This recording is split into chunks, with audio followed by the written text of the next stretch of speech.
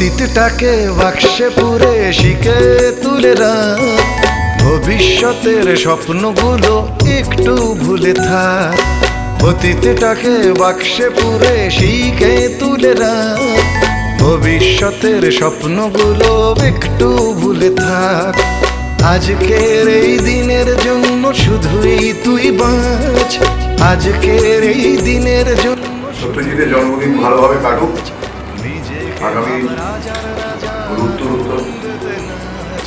রৌদ্র নাম বৃদ্ধি পাক, সেই আশা করি।